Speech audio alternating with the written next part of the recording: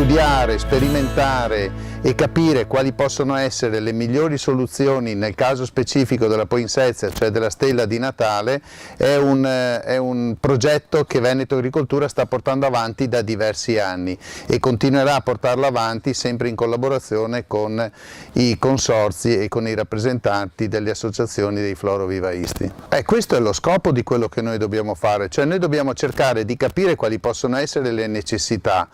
dei produttori, essere vicini ai produttori per trovare delle soluzioni possibili nella sperimentazione varietale come stiamo facendo in questo caso, ma anche nella coltivazione, perché dobbiamo sempre stare attenti che c'è una certa sensibilità all'ambiente, alla sostenibilità, e per sostenibilità intendiamo anche quella economica, quindi cercare di trovare delle soluzioni in collaborazione con i centri di ricerca, con le università, per riuscire ad avere un prodotto che sia sempre più bello, sempre più adatto alle nostre famiglie, come in questo caso per le vacanze di Natale, per il periodo natalizio, ma che dall'altra parte sia anche più sostenibile da un punto di vista economico, ambientale e sociale. Siamo molto interessati a questo tipo di attività che Veneto Agricoltura ormai storicamente sta portando avanti. Trovare le cultivar migliori sia dal punto di vista estetico ma anche della resistenza alle temperature basse oppure a determinate fitopatie può essere cruciale nel successo di una specie piuttosto che un'altra. Inoltre, cosa a cui tengo particolarmente io, il fatto che riuscire a confrontare diverse cultivar ci dà il modo di poter scegliere quella che in futuro potrà darmi il rapporto tra qualità di prodotto e impronta carbonica lasciata nell'ambiente, che sicuramente riesca ad accontentare sia il consumatore ma riesca a definirsi anche sostenibile dal punto di vista ambientale. Quindi i risultati che questa giornata ha portato, grazie anche ai tecnici di Veneto Agricoltura che sono preparatissimi in questo tipo di attività, sono sicuramente un tesoro che Flor Veneto volentieri recepisce e di sicuro sarà uno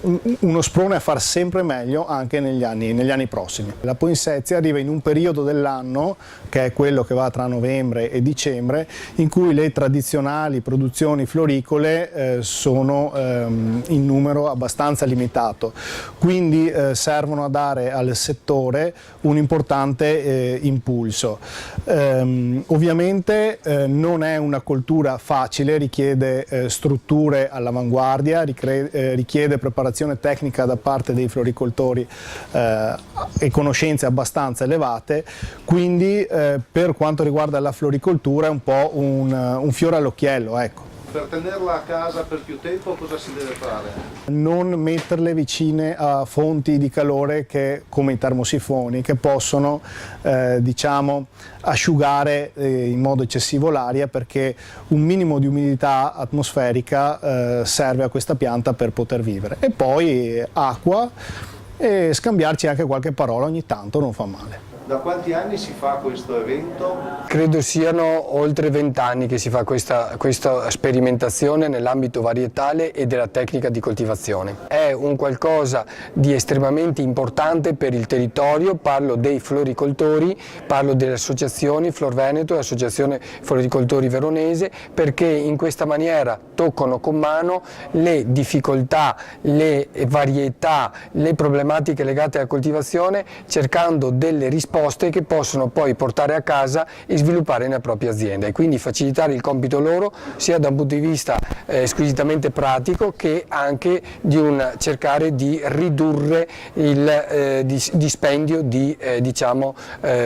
soldi, di investimenti. Quante varietà ci sono in previsione? Quest'anno ci sono circa 200 varietà suddivise tra il diametro 14 e il diametro 10. Ovviamente il colore rosso è quello predominante assieme al bianco, bianco, poi ci sono delle specialità che si differenziano per colori dal rosa al bianco screziato in rosso fino ad arrivare a delle forme di brattee leggermente diverse, quindi più allungate, lanceolate, più screziate, più con il margine seghettato. Quindi c'è comunque veramente tante novità, se vogliamo, dove il produttore può scegliere in base poi al mercato di riferimento dove vende.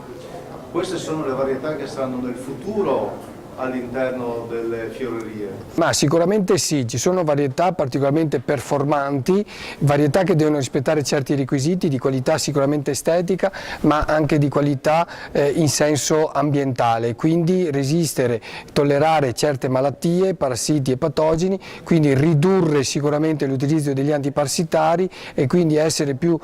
sostenibili dal punto di vista ambientale, ma ricordiamoci sempre dal punto di vista economico, perché il produttore di queste piante poi le deve vendere e sono i soldini che gli servono per reinvestire in azienda. Queste piante le abbiamo, delle diverse varietà, delle diverse ditte di giovani piante, per proprio fare un cosiddetto screening, per caratterizzarle, quindi dare dei risultati, dei numeri ai produttori che possono utilizzarli poi nella programmazione della relativa azienda del 2019. Vengono invasate su diversi vasi, diverso diametro, e vengono con sistemi di coltivazione, con dei brachizzanti, vengono contenute per essere un vaso fiorito particolarmente attraente e accattivante per le periodicità natalizie e festività natalizie.